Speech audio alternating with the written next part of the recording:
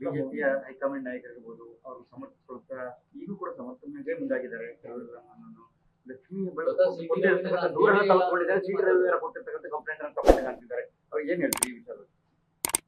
ನೋಡಿ, ನಾನಂತೂ ನೇರವಾಗಿ ತಮ್ಮ ಎದುರುಗಡೆ ಹೇಳಿದ್ದೀನಿ. ನಿನ್ನೆ ಸಭಾಪತಿಗಳಿಗೂ ನಾನು ಬರೆದು ಕೊಟ್ಟಿದ್ದೀನಿ. ಅವರು ರಾಹುಲ್ ಗಾಂಧೀಜಿ ಅವ್ರಿಗೆ ಡ್ರಗ್ ಎಡಿಕ್ಟು ಅಂದ್ರು. ಅದಕ್ಕೆ ನೀವು ಆಕ್ಸಿಡೆಂಟ್ ಮಾಡಿದ್ರ, 3 ಜನರನ್ನ ಕೊಲೆ ಮಾಡ್ದಂಗೆ ಆಗಿದೆ, ನೀವೇ ಕೊಲೆಗಾರರು ಅಂದ್ರು ಅಂತ ನಾನು ಅಂದಿದ್ದೀನಿ. ನಾನು ಆ ಮಾತಿನಿಂದ ಎಲ್ಲೂ ಹಿಂಸರ್ದಲ್ಲ. ಆದರೆ ಅವರು ಸಭಾಪತಿಗಳು ಎದುರುಗಡೆ ಹೇಳಿದ್ದಾರೆ, ತಮಗೂ ಹೇಳಿದ್ದಾರೆ. ನಾನು ಆ ರೀತಿ ಅಂದಿಲ್ಲ, ಆ ವರ್ಡನ್ನ ಯೂಸ್ ಮಾಡಿಲ್ಲ ಅಂತ. ಬಟ್ ಮಾಧ್ಯಮದಲ್ಲಿ ತಾವೇ ಎಲ್ಲರೂ ತೋರಿಸಿದ್ರ, ತಮ್ಮೆಲ್ಲರ ಮೊಬೈಲ್ದಲ್ಲೂ ಅದಿದೆ.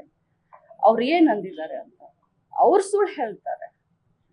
ತಮಗೆಲ್ಲರಿಗೂ ಗೊತ್ತು, ರಾಜ್ಯದ ಜನರಿಗೂ ಗೊತ್ತು, ಬಿಜೆಪಿಯ ನಾಯಕರುಗಳಿಗೂ ಗೊತ್ತು. ಆದರೆ ನಾನ್ಯಾವತ್ತೂ ಸುಳ್ಳು ಹೇಳುವಂಥ ಪ್ರಮೇನೇ ಇಲ್ಲ. ನಮ್ಮ ರಾಹುಲ್ ಗಾಂಧಿ ಅವ್ರಿಗೆ ಡ್ರಗ್ ಎಡಿಕ್ಟ್ ಅಂದಾಗ ನಾನು ಕಳಿಸಿದ್ದಂತೂ ನಿಜ. ಆದರೆ ಅವ್ರು ಮಾತಾಡಿಲ್ಲ ಅಂತ ಹೇಳ್ತಾರೆ. ಅವ್ರು ಮಾತಾಡಿದ್ದು ನಿಮ್ಮೆಲ್ಲರ ಡೊಮೇನ್ನಲ್ಲಿ ಇದೆ, ಫುಟೇಜ್ ಇದೆ, ಪ್ರತಿಯೊಬ್ಬರ ಮೊಬೈಲ್ನಲ್ಲಿ. ನ್ಯಾಯ ಸಿಗ್ಲಿಲ್ಲ ಯಾಕಂತ ಅವಲ್ಲಿ ಕೇಳಿದ್ರಿ, ಸಭಾಪತಿಗಳ ಹತ್ರ ಮನವಿ ಮಾಡಿದ್ರಿ. ನಾನು ಈ ಬಗ್ಗೆ ಏನು ಮಾತಾಡ್ತಿಲ್ಲ. ನಾನು ಬಹಳ ಶಾಕ್ನಲ್ಲಿದ್ದೀನಿ, ಬಹಳ ದುಃಖದಲ್ಲಿದ್ದೀನಿ.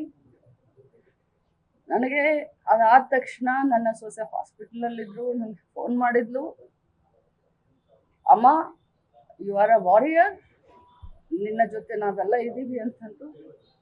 ನನ್ನ ಮಗ ಬೆಂಗಳೂರಿನಲ್ಲಿದ್ದಾನೆ, ನನಗೆ ಫೋನ್ ಮಾಡಿ ಧೈರ್ಯ ತುಂಬಿದ್ದಾನೆ. ನನ್ನ ಬೆನ್ನಿಗಿದ್ದಾರೆ, ನನ್ನ ಕ್ಷೇತ್ರದ ಜನ ನನ್ನ ಬೆನ್ನಿಗಿದ್ದಾರೆ, ಕಾಂಗ್ರೆಸ್ ಪಕ್ಷದ ಜನ ನನ್ನ ಬೆನ್ನಿಗಿದ್ದಾರೆ. ಈ ಸಂದರ್ಭದಲ್ಲಿ ನಾನು ಇದಕ್ಕಿಂತ ಜಾಸ್ತಿ ಏನು ಮಾತಾಡಕ್ಕೆ ಹೋಗ್ತೀನಿ. ಲೇಟೆಸ್ಟ್ ಹಾಗೂ ಇಂಟ್ರೆಸ್ಟಿಂಗ್ ಸುದ್ದಿಗಳಿಗಾಗಿ ಬಾಸ್ ಟಿವಿ ಕನ್ನಡ ಚಾನೆಲ್ನ ಸಬ್ಸ್ಕ್ರೈಬ್ ಮಾಡಿ. ಹಾಗೆಯೇ ಬೆಲ್ ಐಕಾನ್ ಪ್ರೆಸ್ ಮಾಡಿ. ಇದರ ಜೊತೆಗೆ ಫೇಸ್ಬುಕ್, ಇನ್ಸ್ಟಾಗ್ರಾಮ್, ಎಕ್ಸ್ನಲ್ಲೂ ಮಿಸ್ ಮಾಡದೆ ಫಾಲೋ ಮಾಡಿ.